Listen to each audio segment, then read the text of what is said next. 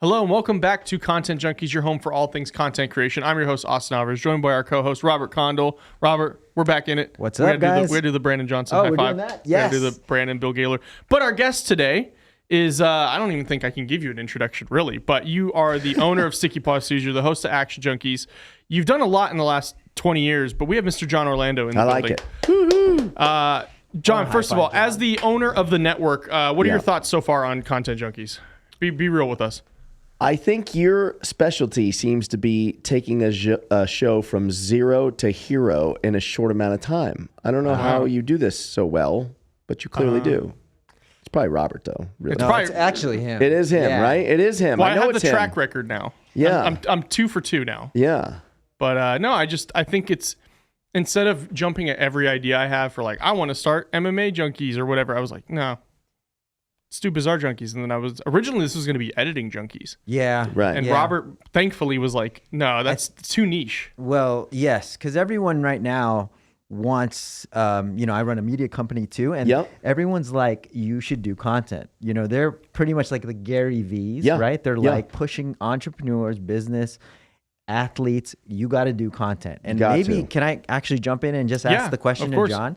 Since you run this thing, right? You believe in this, right? Yeah, for sure. What was that thought process of starting a freaking podcast studio? I mean, that's a risk.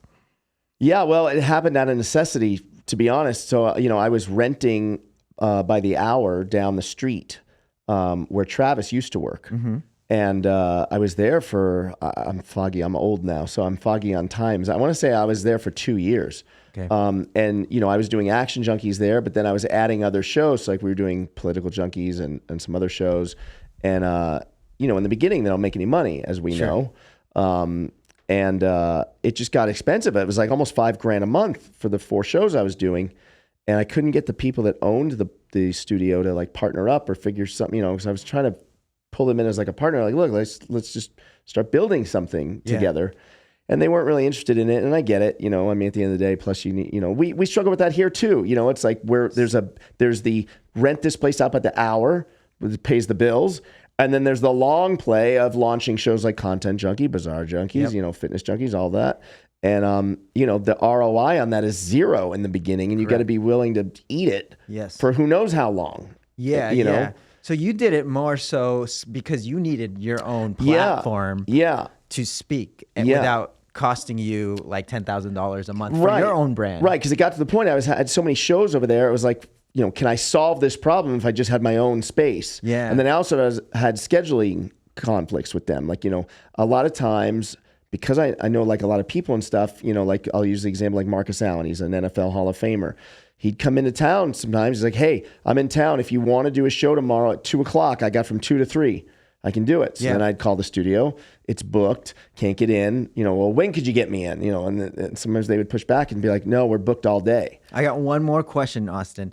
So that being said, you're like, you have to balance doing your own shit that you like and also running a business. That's the toughest part and things I'm not, I'm wish I was like Gary V, where there's some savages out there that the Grant Cardones, the Dana Whites, the Gary V's, the Dan Fleischmans, like they are able to jump over all of the obstacles and get things across the goal line, or at least that's how it seems. I'm sure they all have their own struggle and stuff, but it's tough something suffers, right? So it's like, so Action Junkeez, I feel, has suffered even though like we've grown, but I think we've suffered. Like I feel like this time last year, Action Junkeez had a lot of momentum. We were fresh off of Dana White, fresh off of Grant Cardone, and I feel like we kind of lost a little bit of that. It's okay, but I feel like we lost some of that because like now there's a studio in Boca that we opened this year. Well, that takes some of my attention, and then I'm trying to grow this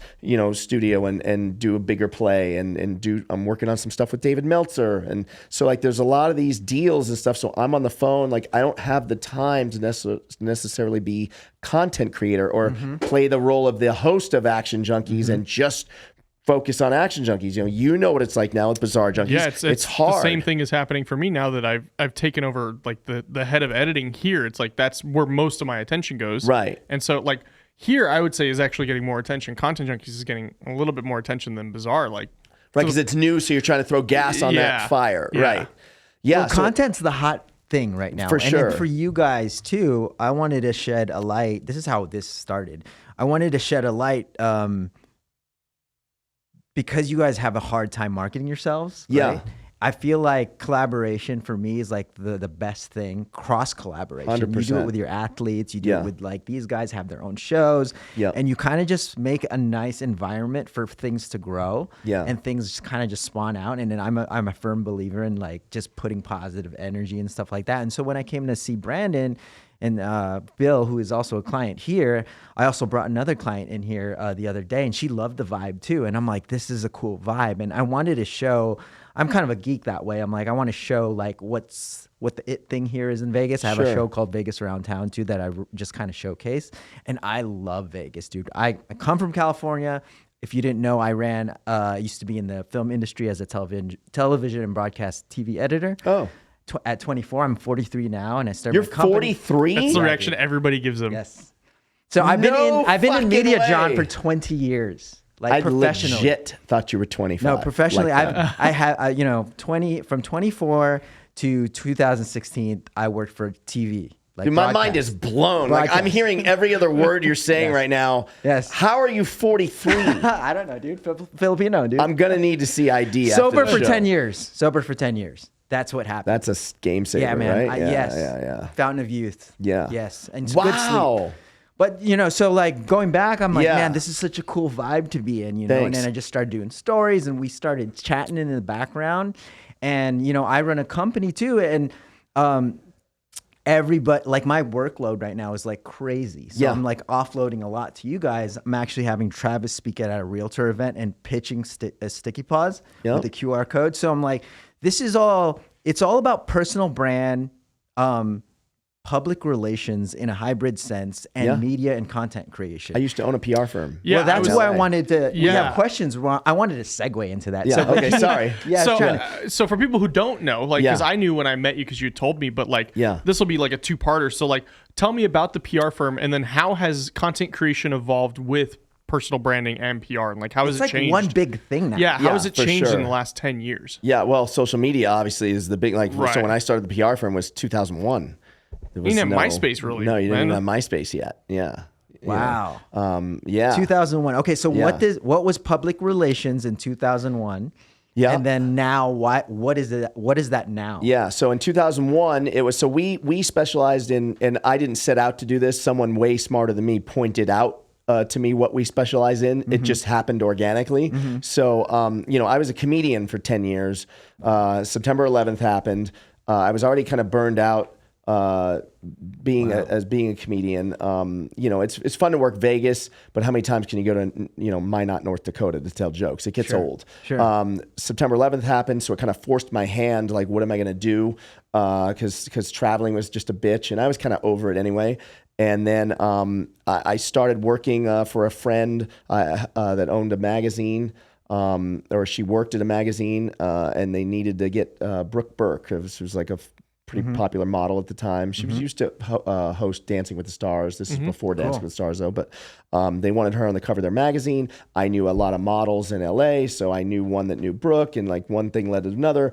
But within 30 days of September 11th in 2001, I basically started a PR firm by accident. Like I didn't even mean to. It just happened. And so what was... So getting clients on. So we represented like models, athletes, alcohol brands, up and coming, a lot of up and coming anything. If you're a comedian on Friday and you start a PR firm Monday, the clients you work with are people nobody's heard of for the most part because no one in their right mind would pay you. So PR is a monthly retainer up front to get you exposure. So get you seen at red carpet events, radio shows, in magazines, print magazines, get you an ESPN magazine if you're an athlete, or Sports Illustrated, or get a GQ to do a fashion spread with you, And it's not, when I say athletes, I worked with a lot of big guys like Marshall Faulk, Warren Moon, Marcus Allen, Rodney Peete, all Hall of Fame. Well, Rodney's not Hall of Fame yet, but a lot of baseball players and stuff. But I also worked with a lot of baseball players that weren't super popular unless you were a diehard baseball fan like Coco Crisp,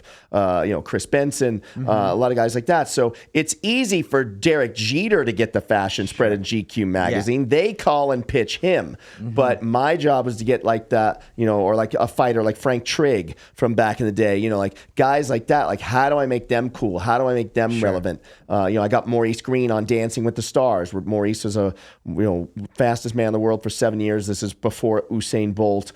He's two-time gold medalist, in the Olympics. Getting someone like him on Dance with the Stars is a game changer. Made almost $1 million on that show. So is it all like? Do you basically use a lot of your connections in the comedy world too? Like, you just hustled the streets basically? So it's funny you asked that. So when I was, I've never had a boss my whole life. I mean, the last time I had a boss, I was in college working at a shoe store. Yeah. For 3 years in LA. And then I started doing stand-up. So when you do 10 years of that, you don't have a resume.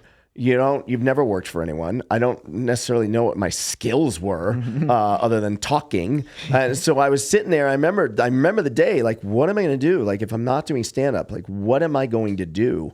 Like, how do I get hired? How do I get a job? And then, like, that seemed miserable working for someone. And I was like, well, maybe I could do PR. Because in my head, I was like, how can I get paid to talk? Sure. Comedy made sense. And essentially, PR, that's what it is, right? I'm selling people, places, and things, right? My clients are alcohol brands, energy drinks, casinos, people, right? Athletes, models, up-and-coming actors, whatever. So I thought, what is the key to sales? It's likability. Number one thing really in life is likability, and you cannot teach it. You're just born with it. You have it, right? Like, I took to you instantly. Yes. I don't really know you. Like, you just said 35 minutes ago, John, we haven't really officially met, but I already felt like I knew you from this show. Yes. From watching the clips. And this is a good segue, you're likable. So in my head, I was like, okay, you can't be funny on a stage unless you're likable. In like 1 second, in 2 seconds. You got to be liked in like 2 seconds. Right. Yes. Right. So in my head, I was like, okay, with PR, I'm basically selling Maurice Green to ESPN magazine. No money's changing hands. I'm coming up with creative things. Hey, or with Dancing with the Stars, like, hey, how about Maurice Green? He's got a big, and he was a sprinter. Yeah. Sprinters and wide receivers, ego, swag, cocky, but nice, but likable. Did you like this job? How long were you in PR? 10 years. So 10 years. 10 years. So from 2001, 2011. Yeah, what you 2010 actually. What happened from 2011? So how did you get in touch with Austin and this whole crew? So the economy tanked in like 08, 09, whatever that was, right? Yep. So we slowly burned to the ground. Crash. Right. So the PR firm slowly kind of fizzled out. Okay. Were you in Vegas at the time, or were you still in LA? I was in LA, yeah. And then I started, one of my former clients at the PR firm, this guy, Andrew Malton, he owned a bunch of online poker sites. He's kind of a serial tech entrepreneur. He built the software that powered a lot of poker sites still to this day. So we started doing, we had done PR for him, right, for many years.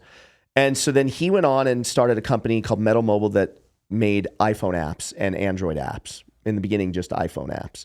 And so he was like, hey, why don't you come over here? This is what I'm doing. I was like, it doesn't sound like me, man. Like, he's like, no, you could do like business development. A lot of people in LA. Like, why don't you come, and you can, like, we should be building the app for, Pauly D or some of the people from Jersey Shore. Or we should be building the Dr. Phil app, or we should be, so he was thinking like, maybe you can get us some of those clients. I said no for like 6 months. This guy's my age. And he was probably worth, I don't even know, 50 million or whatever the hell he was worth. Same age as me. And my running joke with him when he was a PR client was like, teach me how to become your neighbor. Like, teach me how to be so successful I could buy the house next door to you, is what I was kind of saying, Yeah. And so he was like, come do this. And I was like, it's just apps. Like, I'm not the tech guy. I don't even know. Like, it's just not me, And then he sent me an email and he said, last chance, are you coming on board? And when I read that email, I was like, what am I doing? Like, why am I not coming on board? And, it was set up to where it didn't feel like he was a boss, like I didn't have to go into the office every day. He understood how I am. Another guy that worked over there, David James, who had the Bit About Crypto podcast here, he was over there as well. And he summed me up perfectly. He said, Orlando is a different animal in a different part of the zoo, meaning that don't bring me in onto your team and expect me to fit into your corporate structure. Like, that's not why you bring me in. I used to refer to myself. Did you ever see the movie Pulp Fiction? Yes. So you remember the wolf? Yes. So my business card, I didn't even have a title. Like, technically I was the vice president of business development at Metal Mobile, but my card, I told them, don't put that on my card. I don't want a title like that. I want you to put the wolf. Because in Pulp Fiction, what does the wolf do? He solves problems. Yeah. He solves problems. You got a dead body in the trunk, call the wolf. You need this, you call me. And that's kind of how I've been, because that's really what PR is. A lot of PR is also crisis PR. This guy got a DUI. This guy, this girl, her boyfriend beat her up. So you got to do that. This client beat the girl up. This guy got whatever it is. A lot of putting out fires. You're putting out fires. Yes. You're solving problems like the wolf. So then, going back to the original question, God, I feel like we need a whole segment of Jon just talking about his stories like that too. But I want to go back to the original question that Austin asked. Yeah. So that's PR in 2001 till for the next decade. Yeah. And then the crash happened. And how does this get to, obviously technology has a big part of it. Yeah. Accessible technology, the iPhone happened. And you guys are filming with iPhone, which is crazy. And so maybe this is a question for Austin as somebody, how old are you, Austin? I'm 26. 26. So he's always known this medium. Yeah. Right? It's crazy, right? But the I was iPad around, generation. But I was around for dial-up internet and MySpace. And I had but you were a kid. Yeah. So you now just see it, like, how do you see PR branding? I want to ask Austin. Yeah. How do you see PR branding media now? Like, what do you use it as somebody who actually knows how to make it work and get dollars out of it from TikTok? Yeah. How do you see it versus the way Jon just explained it? Well, I mean, I feel like it's the same thing. It's just using this medium now as opposed to going to magazines and whatnot. It's 100%. You're just building a brand for yourself and in your corner of the internet. Yeah. Instagram is your own magazine now. Jon, Content. okay, so both of you guys. Cut out the middleman. Both of you. Why is that important for businesses, athletes, entrepreneurs, anybody trying to scale their business and get recognized? Why is that important? Well, if you go back to the original PR model, I'm pitching a client to get them in magazines and get TV interviews, radio interviews, right? So now print magazine is essentially dead. Sure. And that's what basically Instagram becomes, right? So now it's like someone just called me literally a week ago. Can you recommend a publicist for me in LA? I fired back with, why? So for it's what? dead. Take that same money and just dump it into social media. Now, Get a social media manager and as opposed to a publicist. They kind of do the same thing now. There are some careers where I think a publicist is needed. If you're an actor, an A-list actor, you definitely need a publicist. Maybe a musician, even. A writer. Yeah, a musician. There are definitely some jobs where I think it makes sense. And there's some companies where it makes sense, but I think it's a luxury. Like, get the social media piece down first, which a lot of PR firms do take on now. They see the importance of it. Because really, the word social media, I think, has kind of replaced the word PR in some ways. But a lot of those PR firms they don't really have it together. They don't know how to, like, you guys would run circles around anyone doing PR for most of those PR firms. I mean, social media for most of those PR firms. Their in-house social media team. Do you think they're just a little bit out to date? Yeah. They're still out to lunch 100%. doing print and and I feel like and they not to date Jon, but you have a lot of people in those places that are your age or older, right? That don't have their finger on the pulse in the sense that, like, most of us here do, right? Like they're thinking, no, we got to do things how Sticky we used to do. Paws the new PR place? Kinda, if you think about hybrid PR place in Las Vegas? Yeah, kind of. Yeah. Kind of. I mean, it feels that way. Yeah. Anyway, I mean, just think, if you're paying a PR firm, $2,000, $3,000, $4,000, $5,000 a month to get you in on, like, there's some that, like, they want to be like, get me on GQ's featured on GQ.com or get me on their Instagram. Like, why? Who cares? Like, it doesn't matter. You can still but you do that yourself now. Right. You can still reach that same audience. There is something to be said about the legacy of like, okay, I got featured on Forbes. You know what I mean? Like, okay, or Entrepreneur Magazine or something. Could it be the whole aesthetic of like for me, for example, when like I have a client or a guest that wants to come on Bizarre, I send them to my producer. Yeah, I could handle it, but it's that it has that allure of like, oh, I'll have my publicist reach out or something. I feel like in Hollywood, especially, it probably has that allure, and people want that allure because it's all for they've sure. known. But like here, think of it like this: do you know who Dan Fleischman is? No. Do you know who Dan Fleischman is? Only from Michael Sartain or from you talking about him. You know who Gary Vee is? Yes. Okay. Yeah. How do you know who Gary Vee is? Where'd you find him? The social media. Right. Social media. So what does he need a publicist for? Yeah. What do you need a publicist for? It writes itself. Yeah. The content writes itself. Right. Yeah. It is so or like Ryan Pineda. Do you know who that is? Yes. I worked with Ryan. Yeah, how do you know who he is? Instagram. Yes. Right. Yes. Brad Lee. Yep. How do you know? Instagram. All Instagram. Yeah. Right. Yeah. So it's like when you think of it like that, think of those are names. Those are really famous people now that normally you would have had to have a publicist that booked them on a TV show, got them featured in a magazine to even know who they are. I just rattled off 3 names or 4 names. You knew 3 out of the 4. Yeah. And the medium now, right? It's podcasting. And I was talking to, I think it was Brandon from Vegas the other day. I'm like, is this a fad? And in my head, I'm like, I thought about it overnight, actually. Is podcasting a fad? I don't think so because it's been around for so long. Interviews have been on since the 40s, like since talk radio, right? Yeah. So I think for you guys, what I like about Sticky Paws, and I always plug you guys because I love this place, you guys make it scalable for somebody to just go from 0 to 100. Yeah. And I think that's accounted for because of you have the PR background. You understand where it can go, right? As opposed to just, oh yeah, we just give you a podcast. It's okay, you have the podcast. How do we get you? How do we leverage that for speaking gigs or for to be on other shows? Play. Yeah. It's an easy plug and play, and you can scale faster. Because right now, I feel like so if we look at the context of our conversation, everybody now can do PR because they have a smartphone, right? Yep. So then, how do you beat everybody? How do you stick out on the feed? And that's just scaling, right? Like just being able to pump out videos, pump out podcasts. You guys do that, and you offer that great service to be able to come in weekly. Sit down, have a fun podcast, have a legit conversation, and running a media company. I know the biggest struggle for people is to perform on camera. Yeah. Here, you the cameras are kind of in the background. We you still don't really encounter that problem though here. Really? Yeah. Do you think there's a lot? But I'm telling you, like when you tell, like, because a lot of my clients, it's a lot more. I'm coaching to do like those Hormozy style videos. Yep. Brandon's calling me, by the way.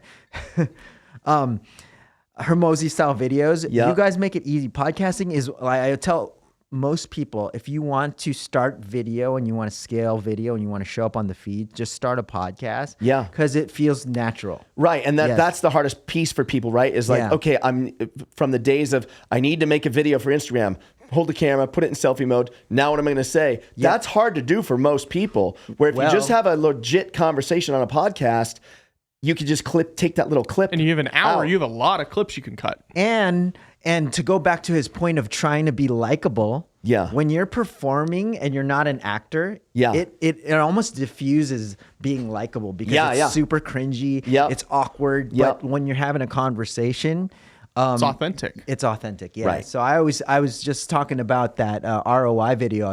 We had a little social bite saying like the sooner that the audience likes you, the sooner that dollars will happen and your ROI will come. Yeah, because that's a question we get a lot with our companies that we have is like I just talked to a client and they're like, okay, so if you record this video for me and we put it out, what's the return on investment? And I always go back to it depends. It's really, there's a lot of variables in there. Yeah. They have to like you, just like PR, right? And it takes time, you know. Or it could not take time. It could 100%. It could just be you could just catch. Exactly. Like the Schmo. I mean, the Schmo came out of nowhere. He's a famous MMA personality, covers like UFC and Bellator and all that.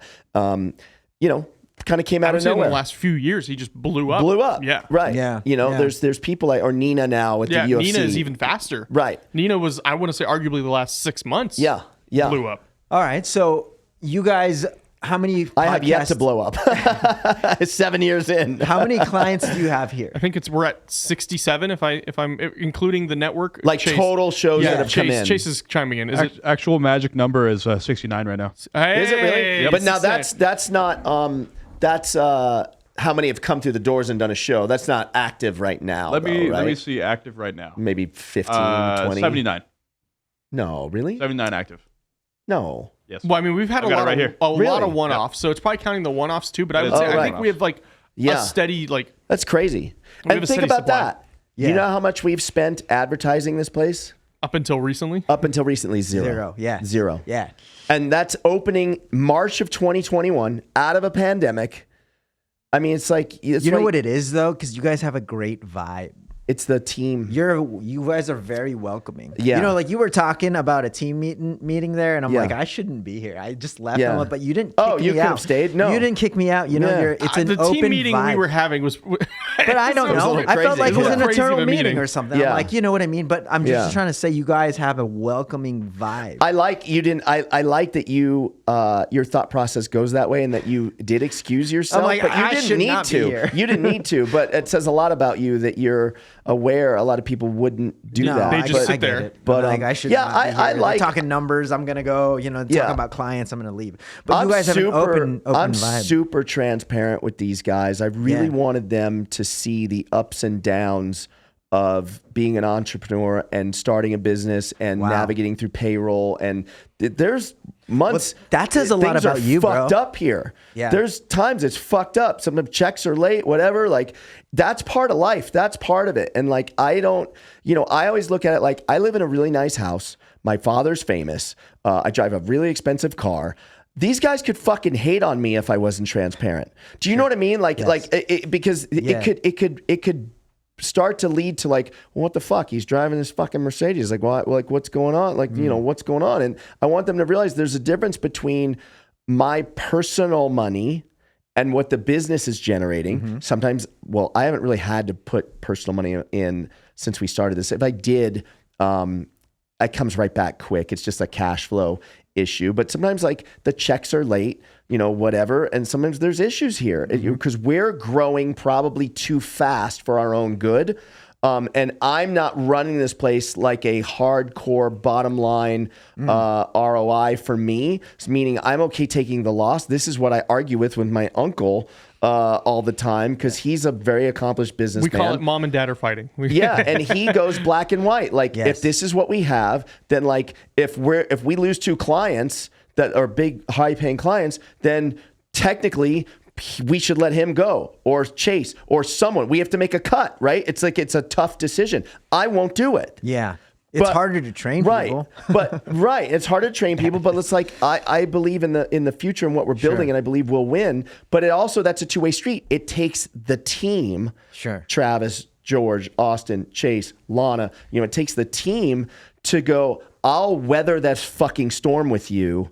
I'll bite the bullet. Like I think I've earned at least a set of stripes and respect with the guys. Like they know at the end of the day, I won't fuck you. Sure. Yes. It might be fucked up for a minute, but I think they all believe and trust. Like if I have to, I will do whatever I got to do. I will make it right, and I'll get you right. The analogy I would use is like, let's just say we're on like an old boat, like like a pirate ship.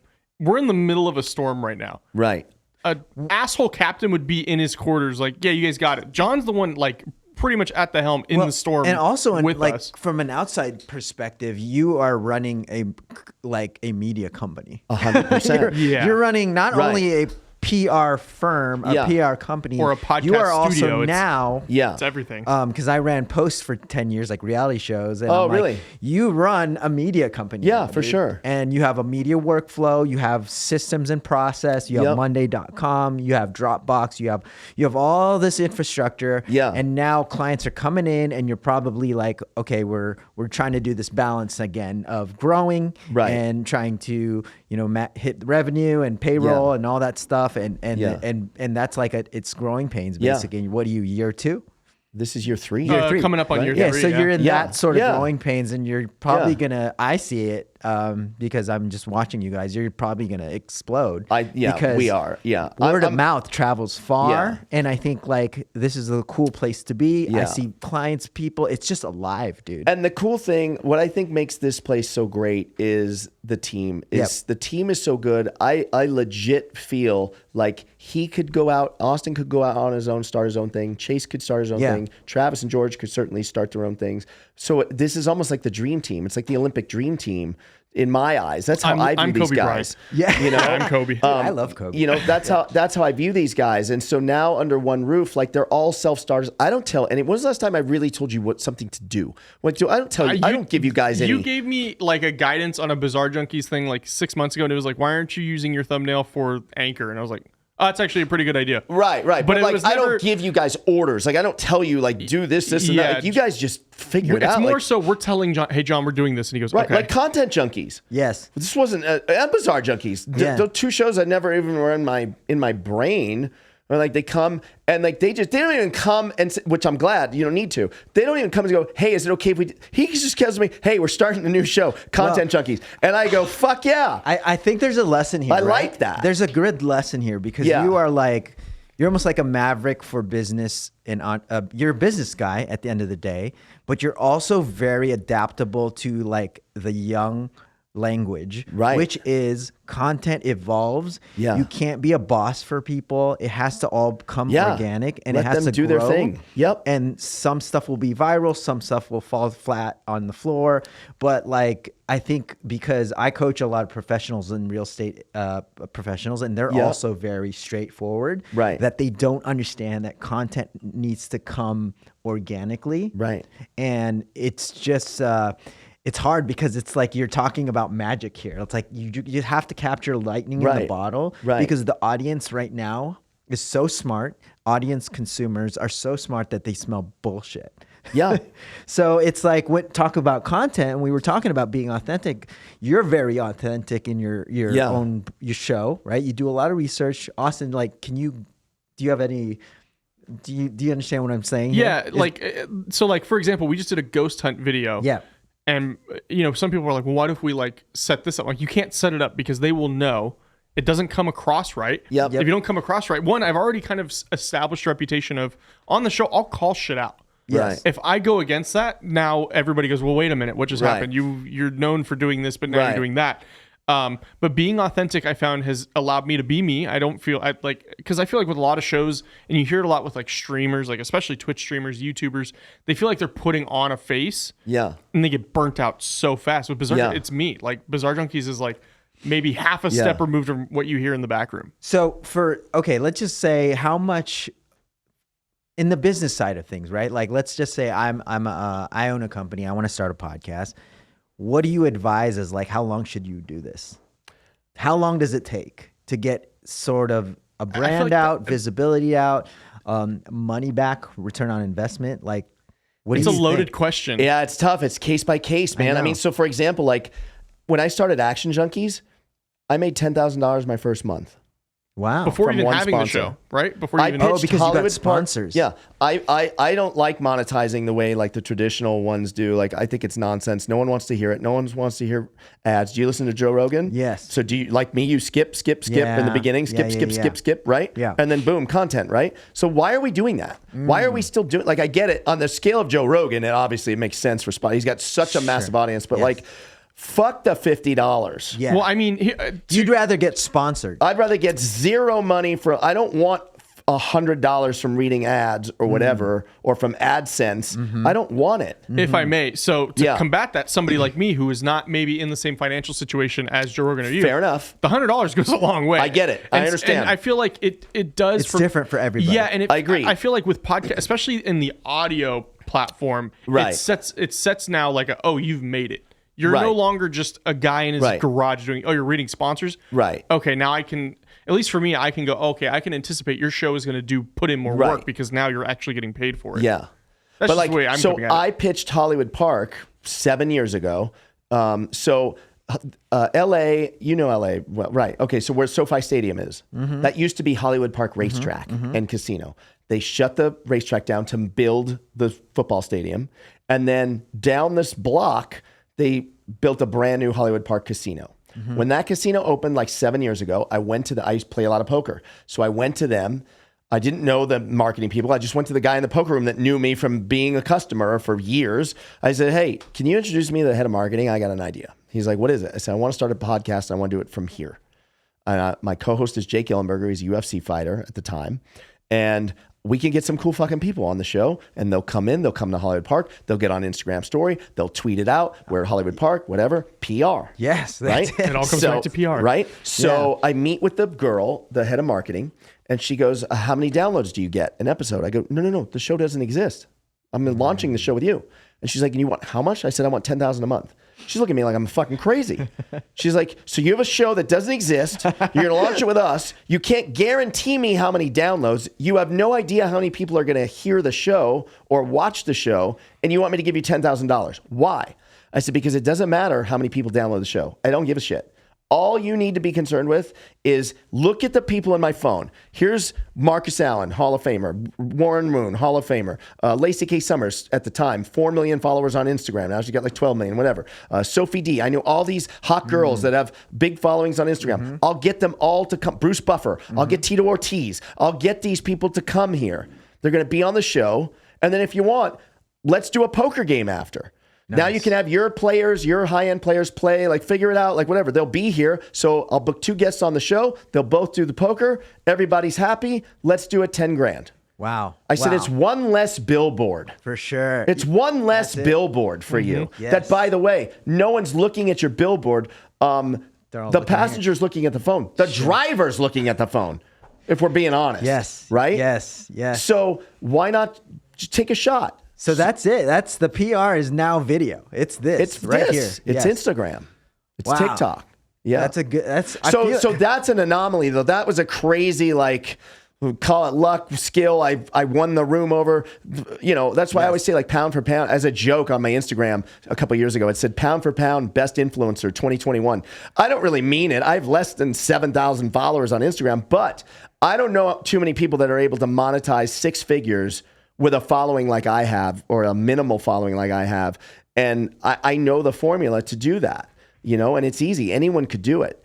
Wow. I think we need to break a separate Jon episode just talking about this business model. Just about PR in general. I think there's a lot of clients that don't see it the way you just gave us a little bit masterclass right there. Yeah. Which is like, I feel like that's what people need to understand, that version of PR.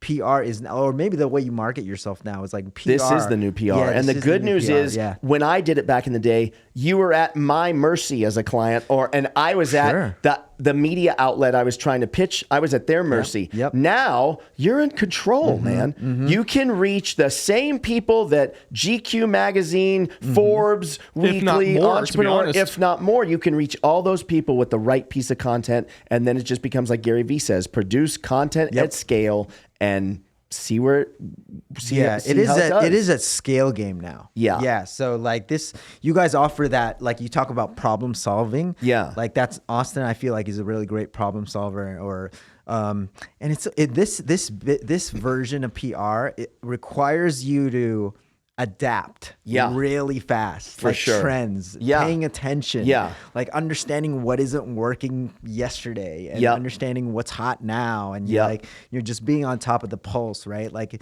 and I feel like as when you're PR, you're kind of in that zone because you're a hybrid salesperson with your mouth, right? It's that. So I feel like content is just trying to figure out what the fuck people want. Yeah. And I also still think, being cool with yourself, like not selling your soul. And I also think a lot of people have forgotten the importance of there's producing the content, putting it out, but also engaging with content. Yes. I DM so many people. I comment on so many pages. You repost stuff. I repost a lot of stuff. So it's like, if you follow me on Instagram and you watch my story, you know who I am, which is what makes me likable, hopefully, to most, right? You know I like baseball. Yes. You know I like the UFC. You know I love animal videos. You know I love fucking violent videos. Food. I know that you like I love food videos. So so you get to know who I am. So it's like I curate so it tells you about me. Like I like watching street fights. I'm obsessed with the people like Byron Rogers, combat veteran and self-protection and being prepared for God knows what every time you're in society, right? I love sports. It's like, and that gets people to know, and then also how I might comment on something or whatever. Like I just posted on story. There's a bar that made the minimum age 25 because anyone younger is annoying. And I wrote, I would like to go to this bar. Like, so it's like, it's a way to like now be comedic, make you laugh, share a funny thing with you. So this is another topic that we need to get Jon on. This is being social on social media. Yes, because 100%. Because, running a media company, my conversations is that it's like, dude, I'm just producing your media. You still need to be fucking social. Yeah. You need to DM, you need to engage, you need to build your own community. 100%. Because the production company doesn't do that for you. I have met sponsors on Instagram. Mm-hmm. I've met guests on Instagram. I just had a guest this morning. She's a guest model. She's had billboards all over in LA with her face on it. She presented Dana White with the Man of the Year award last night with BJ Baldwin at the MMA Awards. I was at the MMA Awards. I DM'd her right there. Hey, I don't know how long you're going to be in Vegas, but I'd love to have you on the show. And I was like, maybe she'll see it, maybe she wouldn't. And she did. Yeah. And she got right back to me. And she came in this morning at 10 a.m. Where can you get that? That's unbelievable. Yeah, he needs a masterclass for people. There is stuff in the works for sure with him. Yeah, we actually are working on something like that. Actually, we should talk because I feel like you'd be a good piece of that puzzle too. I think Travis was telling me. Yeah, Travis was telling him. Now like what? A panel, right? Yes. Now what? Yeah, I'd love to, man. Yeah. I have a different perspective too, being in the old school media because I used to do. We did all a television broadcast for Amazon. He edited shows. The shows he edited are 90% the reason why we have Bizarre Junkeez today. Really? Which is, I had to have him on the show. He was fanboying. I'm like, who is this guy? Austin. Oh, wow. He's like, but yeah, we have, so I have an interesting perspective too as media has evolved, right? Yeah. They used to pay a lot of money to studios to get their marketing out there and the commercials. And it's the same thing. This is why I believe, that's why I left because I'm like, this is the new thing. Yeah, sure. You have the magic tool. In your pocket now. Yeah. And you have access to the entire world without paying other people to do other stuff. I mean, in the beginning, I'll just say in the beginning. All the people I have DM'd to be on Action Junkeez in 7 years, only one person in 7 years, and you know who you are, one person has asked me, how many downloads do you get? What's your audience? Think about that. Mm-hmm. I've never gotten that question. I've had big people on too. Professional UFC fighters on. I've had Bob Saget on. Had Dana White I've had Dana on. Yep. No one's ever asked me for numbers. That's how cool and collaborative the world is, man, if you just reach out. For sure. Yeah. And you're likable. And you're likable. And a lot of people so Travis and I spoke at UNLV I think earlier this year or last year. I think it was like the spring of this year. Okay. And I said that, and someone, one of the students was like on my Instagram, and they were like, dude, you're cheating. Like, your dad's Tony Orlando. He's famous. He's been in a movie with Adam Sandler. He's had his own TV show. You're friends with Dana White. Like, you date this hot girl. Like, of course they want to do your show. And like, okay, that's fair. But there are a lot of people that didn't know any of that. And everyone has something that makes them, like you just said, you've had some big people on your show in a short amount of time.